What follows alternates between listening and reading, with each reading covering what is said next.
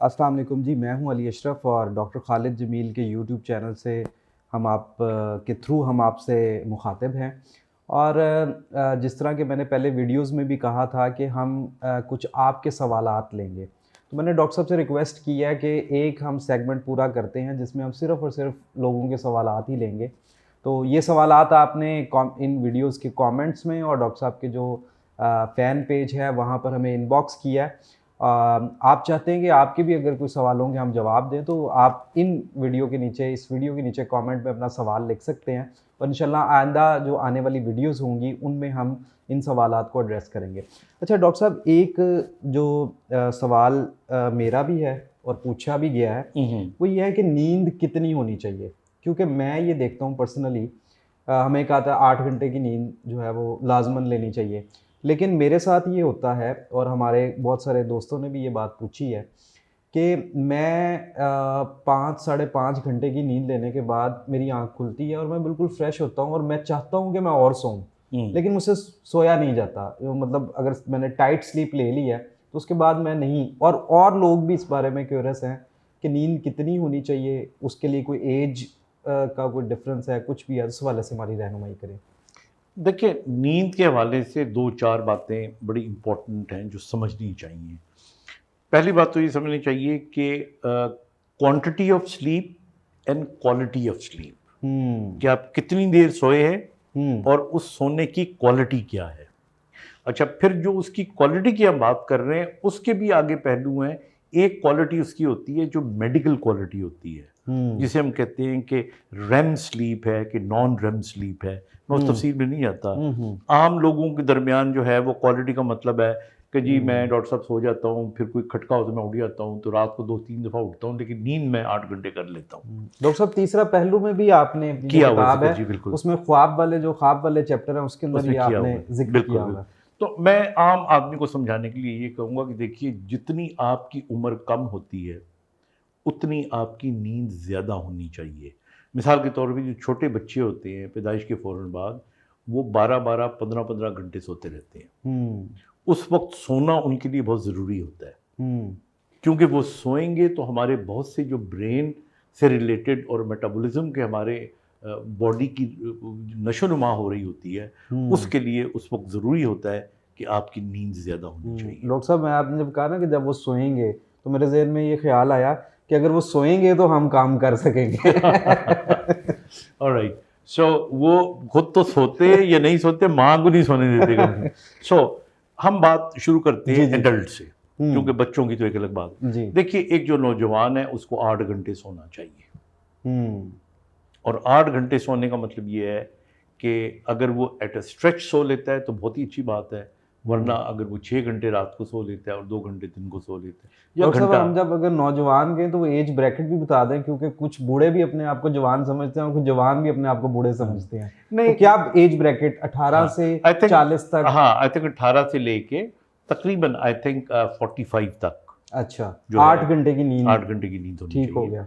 और उसके बाद फिर आपकी हर दिहाई जो बढ़ती है, हुँ, उसमें यानी 1 घंटा कम करना शुरू करते हैं आप। हुँ, यानी अगर आप 45 तक सोते हैं 8 घंटे। 8 घंटे, तो 55 तक अगर 7 भी सो लेते हैं आप, हुँ, 65 तक 6 भी आप सो लेते हैं। हुँ, लेकिन ऑन द होल ये ज़हन में रखिए कि नींद जितनी ज़्यादा होगी आपकी, हुँ, उतनी अच्छी है, और हुँ, जितनी ज़्यादा होगी उसका मतलब इस पैरामीटर के अंदर है। हुँ, ये भी नहीं कि आप दवाइयाँ खा लें और आप 20-20 घंटे सोते रहें। I mean that's not. Hmm, So I think a normal sleep should be on average 8 hours for young people hmm, and about 7 hours for middle-aged people हुँ।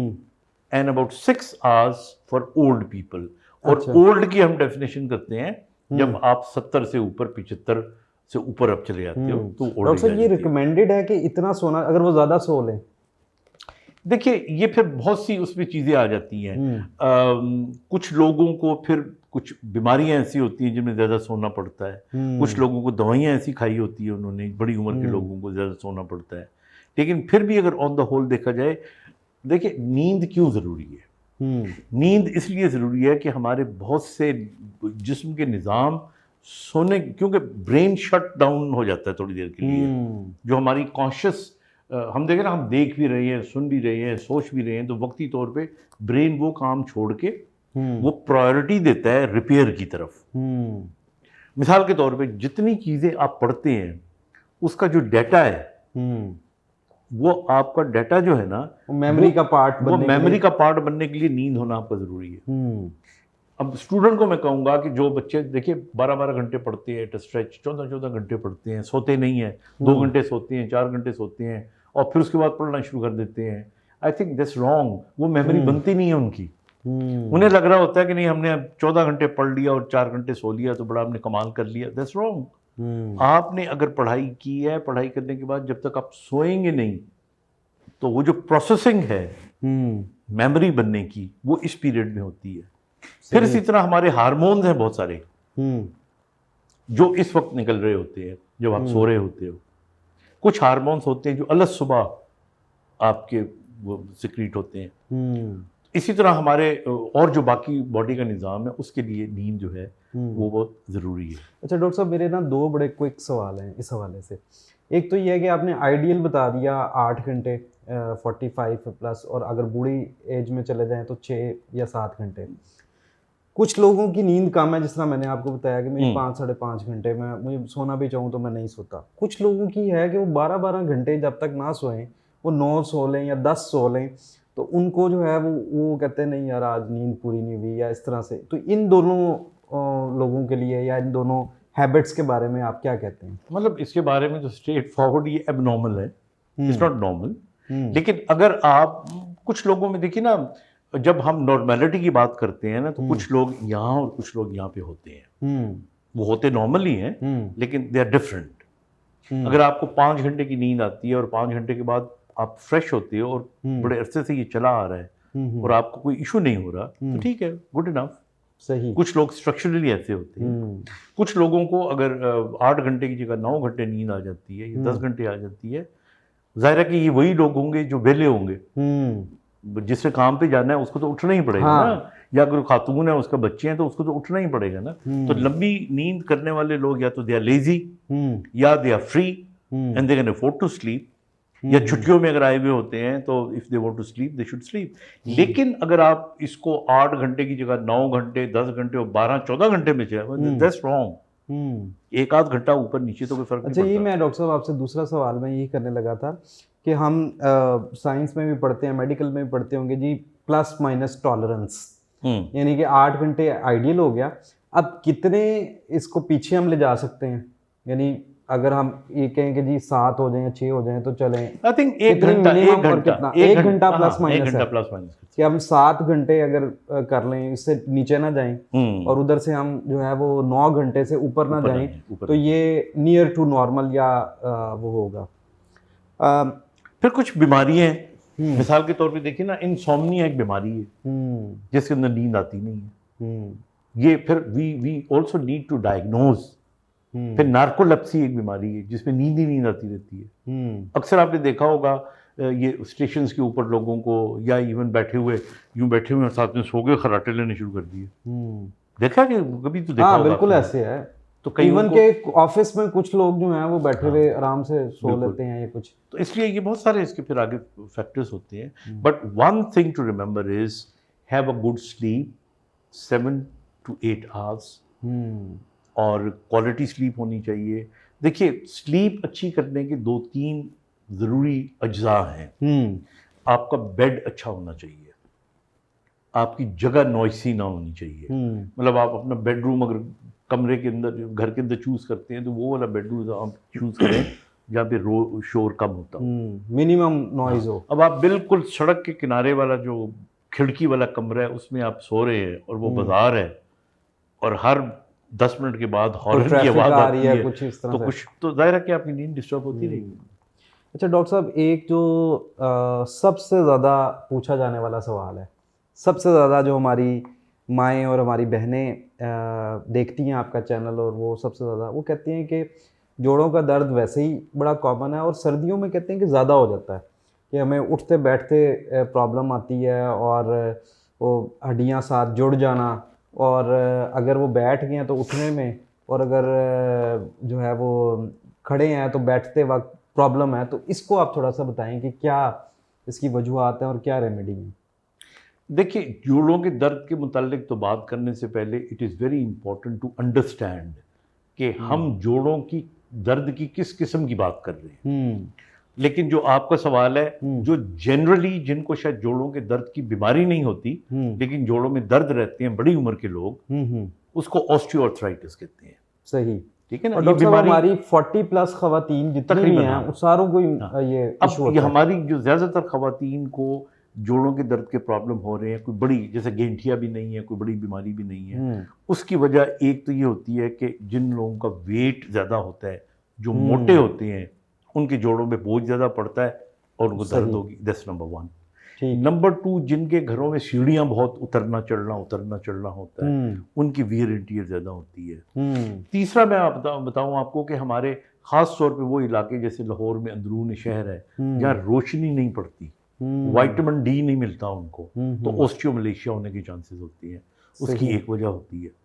फिर आप आ जाएं सर्दियों की तरफ। अब सर्दियों में जनरली जो हमारे पट्टे होते हैं ये सिकुड़े हुए होते हैं और हमारी मूवमेंट कम होती है।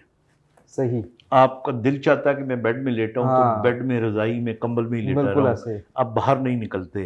अच्छा, जब आप बाहर निकलते हैं तो जिस्म थोड़ा अकड़ा हुआ होता है, तो जब आप चलने लगते हैं तो उस अकड़ाव को तोड़ने में थोड़ा वक्त लगता है, एंड दैट एक्स यू।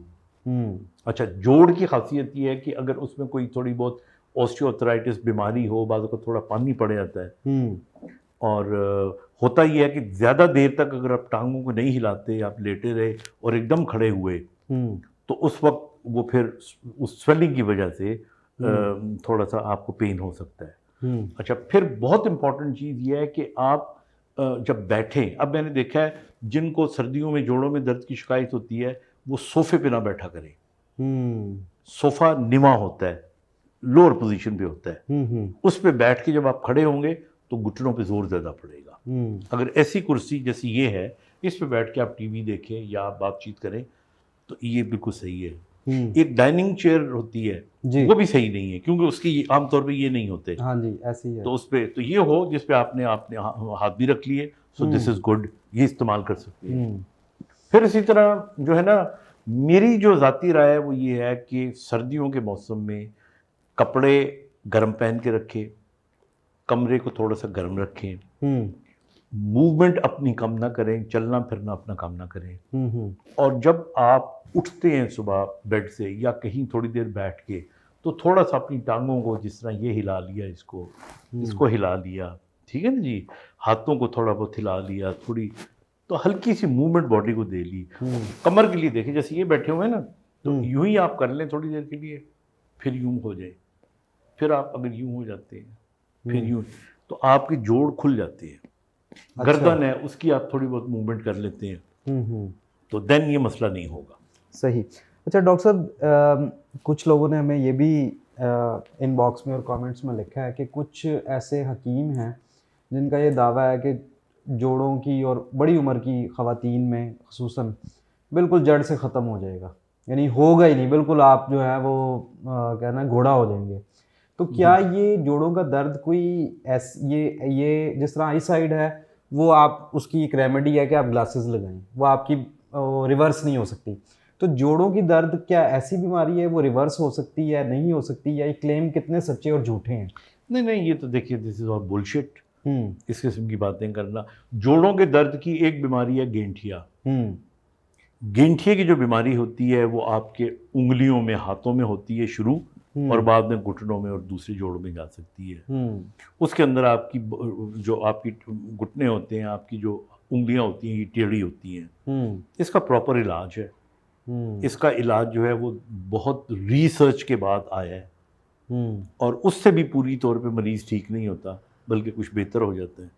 तो आम आदमी बैठ के फकियां खिला के कहेगी जी मैं इलाज कर दूँ, I mean this wrong. Number 2, फिर कुछ बीमारियां जोड़ों की ऐसी होती हैं, जैसे मैंने अभी मिसाल दी ऑस्टियोआर्थराइटिस, जिसमें जोड़ घिस जाते हैं। उसके अंदर आप मेडिसिन देते रहोगे और ये चीज़ें बताते रहोगे जो मैंने बताया, रिवर्सल नहीं होती इसके अंदर। ये डीजनरेशन की बीमारी है। और हमारे यहाँ, मैं आगे मैं सबको नहीं कह रहा, सारे हकीम ऐसे नहीं होंगे ये सारे, लेकिन बहुत सारे हमारे लोग जो इस किस्म के दावे कर रहे होते हैं ना, वो स्टीरॉयड शुरू कर देते हैं। हम्म।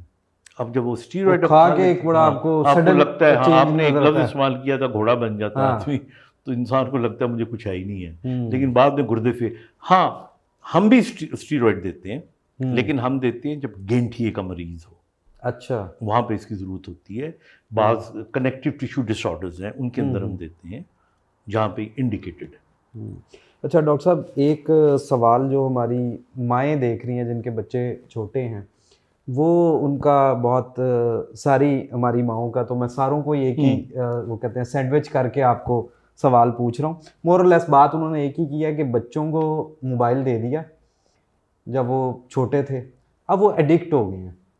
अब वो मोबाइल कई कई घंटों मोबाइल देखते हैं और वो उनको ऐसी एडिक्शन या लत लग गई है कि वो ना अगर मोबाइल मिले तो वो अनकंट्रोलेबल है। और वो कहती हैं कि कुछ हमारी मजबूरी भी है कि हमने घर के कुछ काम करने होते हैं, तो वो मोबाइल दे के वो बच्चा आधे घंटे के लिए 15 मिनट के लिए वो जो है एक आराम से बैठ जाता है और वो उतनी देर वो काम कर लेते हैं। तो ये आदत जो बच्चों को लग गई, अब ये बताएं कि ये अच्छी है या बुरी है, और मेडिकली बच्चों को क्या इसकी को ग्रोथ पर इफेक्ट करता है या नहीं करता?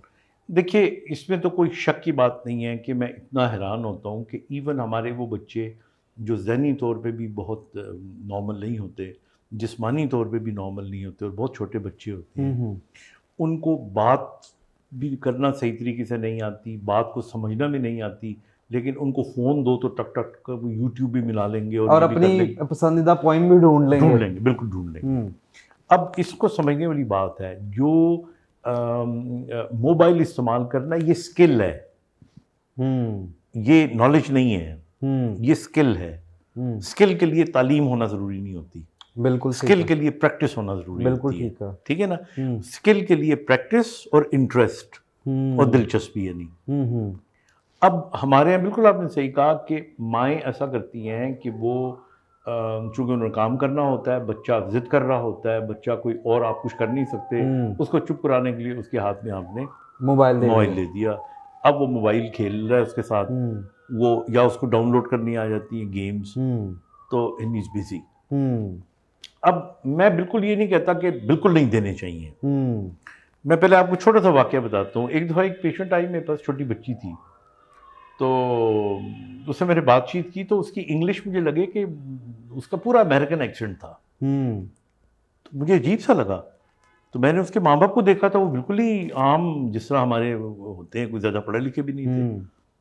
तो मैंने उनको कहा, मैंने कहा कि आपको तो खुद भी अंग्रेज़ी नहीं सही आ रही, तो ये बच्ची आपकी कितनी अच्छी अंग्रेज़ी, आप लोग बाहर रहे हैं कहीं पे?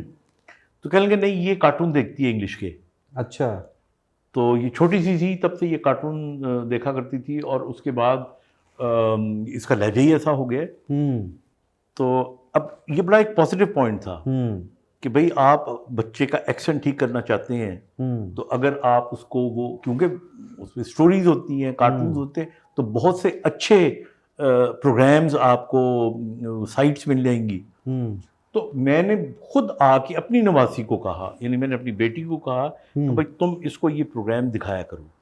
अच्छा। और बाकायदा उसका एक्सेंट बेहतर हुआ, हालांकि वो ऑलरेडी एलजीएस में पढ़ती है, उनका अपना भी एक तरीका होता है, और मैंने बहुत से लोगों को बताया, लेकिन एक हद। अब हम क्या करते हैं, मेरे ख्याल में, जो मैं अपना आपको बता रहा हूँ, हमारे घर में जो प्रैक्टिस है वो ये है कि बच्चा गेम खेले, कुछ वो गेम खेले टेलीविज़न के ऊपर, कुछ गेम खेले मोबाइल के ऊपर, और कुछ गेम वो आउटडोर खेले। अच्छा। तीनों तरफ उसको आप लगाएं, यानी बैलेंस करें उसकी एक्टिविटी को, क्योंकि आप उसको जब फ़ोन दे देंगे ना और छोड़ देंगे, तो फिर वो उसके साथ लगा रहेगा ही, ना उसको खाने की परवाह होगी, ना उसको सुनने की परवाह होगी, ना आपकी बात, और जब आप उससे छीन लोगे तो जिद करेगा। दिस इज एडिक्शन, ये नहीं होनी चाहिए। तो आप बच्चे को अगर आप एंगेज रखते हो, एक तो उसको चेंज ओवर दो ना, कि ठीक है तुमने ये आधा घंटा देख लिया, अब चलो तुमने कार्टून देखने हैं, हम तुम्हें टीवी भी लगा के दे देते हैं, अब ये भी देख लो। और सही। तो इसलिए मैं समझता हूँ कि हमारे अब एक और चीज़ भी है, जो ऑनलाइन एजुकेशन शुरू हुई है, छोटे बच्चों की भी इवन, बिल्कुल ऐसी। तो कोविड में तो बहुत ज़्यादा हो चुका है, उसमें इन बच्चों को मोबाइल इस्तेमाल करने वालों को ज़्यादा फायदा हुआ है। क्योंकि वो मतलब फेमिलियर हैं उसके familiar लाइफ थे से, उससे, हाँ। उनको पता है कि ये और आने वाले वक्तों में it is good to know it, ये स्किल आनी चाहिए, लेकिन this skill should not become an addiction. इसको और बैलेंस टाइम में हाँ, बैलेंस करना तो चाहिए। इसलिए इसको आप बैलेंस करें, बच्चे को आउटडोर गेम जरूर खिलवाएं, बच्चे को टेलीविजन दिखवाएं, बच्चे को पेंटिंग करवाएं। ये अगर 5, 6, 8 एक्टिविटीज आप करवा रहे हैं और उसके अंदर आप साथ में उसको फोन भी दे रहे हैं, गेम, तो आई थिंक दैट्स गुड। सही, यानी कि ज़िंदगी के बाकी मामलात की तरह इस मामले में भी अगर एतदाल बरता जाए तो इसके जो प्लस हैं वो भी हम अवेल कर सकते हैं। तो आपसे ये रिक्वेस्ट होगी कि अगर आपके कोई ज़ाती मसाइल हैं जो कि आप चाहते हैं कि यहाँ पे डिस्कस हों, और या चाहते हैं कि आप कोई ऐसा मौजू जिसके ऊपर हम कोई वीडियो डेडिकेटेड बनाएं, डॉक्टर साहब सोलली उसके ऊपर कोई वीडियो बनाएं, या हम इन डिस्कशन फॉर्मेट उसको डिस्कस करें, तो आप नीचे कमेंट्स में बताएं। और हम कोशिश करेंगे, तमाम पर तो नहीं, लेकिन जो आपकी मसाइल हैं या जो आप वीडियो रिक्वेस्ट करते हैं उनको कंसीडर करें और उनके ऊपर कोई ना कोई चीज़ के साथ हम आपके पास दोबारा आएँ। तो किसी और वीडियो के साथ फिर इंशाल्लाह हाज़िर होंगे। तब तक के लिए अल्लाह हाफ़िज़।